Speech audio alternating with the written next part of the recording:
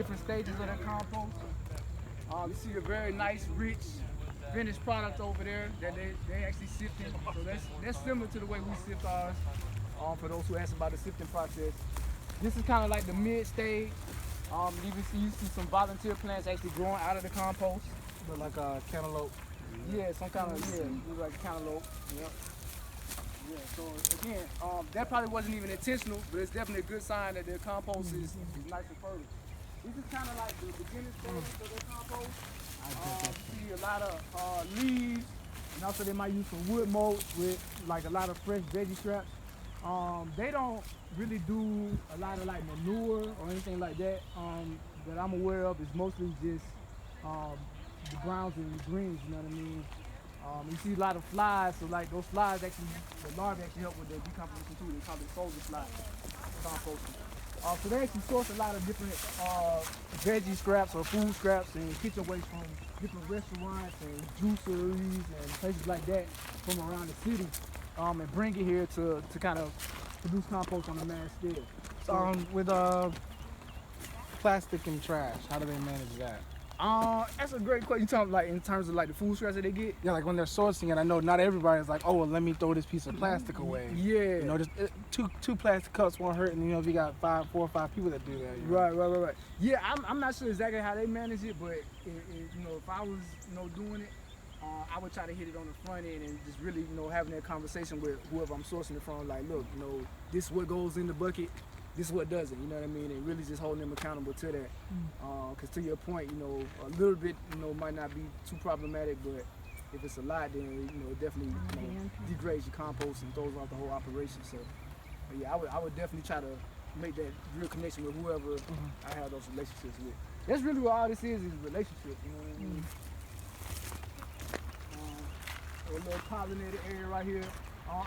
We don't necessarily have to walk up there, but I do want to point out on that hillside, you see they have the beehives, right? So they actually produce honey. So it's a brother, J.R. Murphy, who has hives all throughout the city. Where the bees. Yeah, you see the boxes of white on top? Yeah. You stay away from black. Yeah. So do you know how much honey they actually produce, or? They told me, I forgot though, but it's a pretty good amount.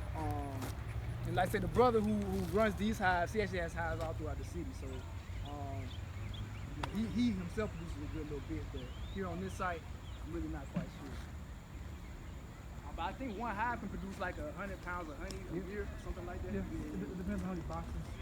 How many boxes you stack, how many you actually save for the bees to eat themselves. Right. Are you all doing that? Yeah, I'm the beekeeper. Excellent. Unfortunately. You got your whole thing, don't you? So Okay. you see they got a chicken coop. They getting ready to get some birds in. They used to have them at the other site. I don't think they got them over here yet. Also up on that hill, if you notice, they actually do some terrace gardening. I was going to say, is that part of it too, all the way up top? Yeah, all the way up there. So really, the whole idea is maximizing the space, right?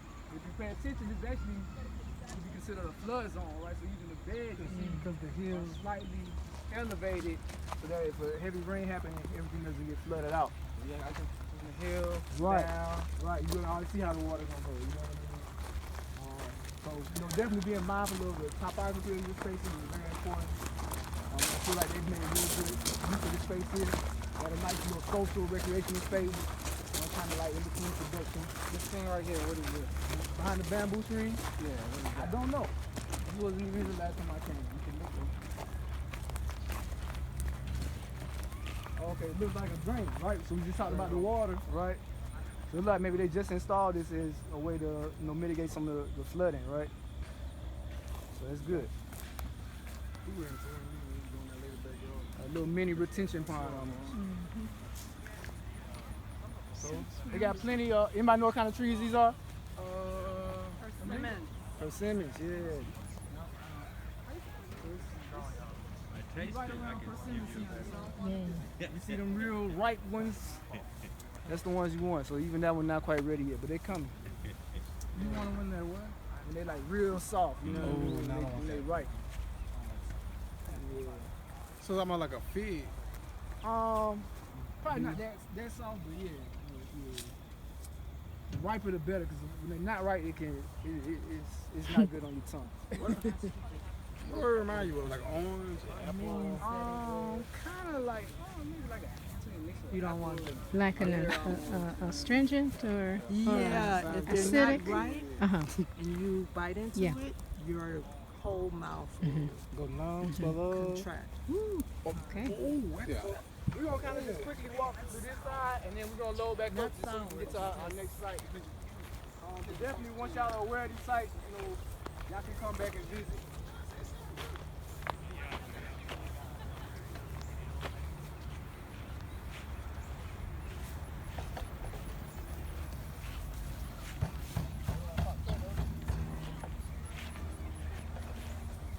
This, of course, is a high tunnel or a hoop house, which is great for season extension. On the front end and the back end of your growing season. But you see what they've done, they actually put a shade cloth over it to make it a cooler area.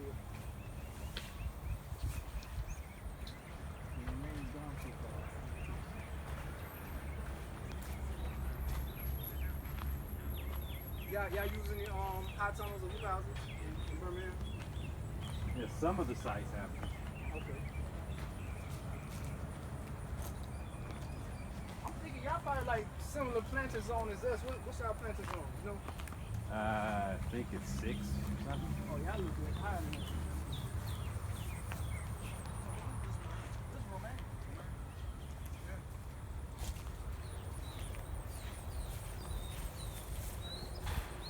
Yeah, so this area right here, it's not all the way operational yet, but they're actually using these storage bins that a lot of people use for rainwater catchment to actually develop a aquaponic system.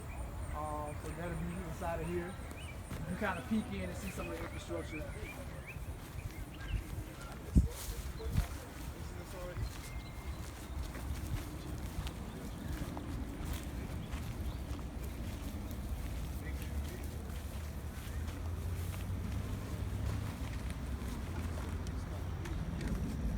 Okay, this block. Y'all can peek in. This basically that greenhouse. Of course, you can start plants, but before it was kind of hot. It's like they're more so using it just to dry out different herbs and stuff like that. But it gets pretty warm in there, but they do have some fans.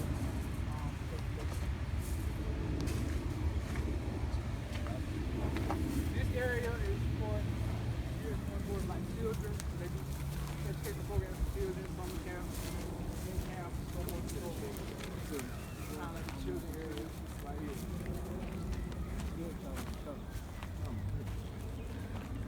Oh, that's a big spider. Hold up.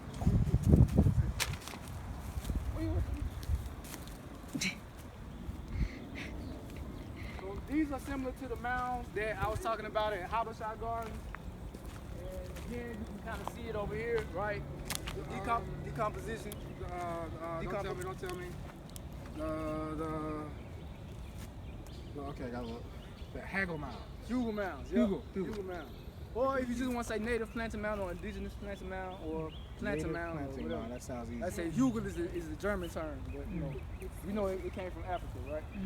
But you can see, right, some decomposing wood, right? Like I said, as it breaks down, it releases nutrients, but also it absorbs water for more of a self-irrigating planting system. So.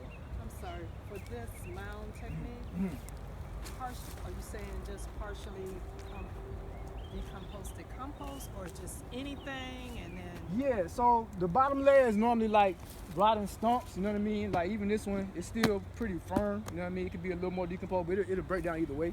So that's kind of like your bottom layer, and then you put on top of that like less dense organic matter, like maybe like some wood chips or things you pull up from the garden, food scraps, and then layer it with some soil. So the manure. logs are not to encase it, that's a part of it. Yes, a part of it, right? Because that's spongy absorbing material, right? That again, as it breaks down, it's releasing nutrients, but also it's absorbing water.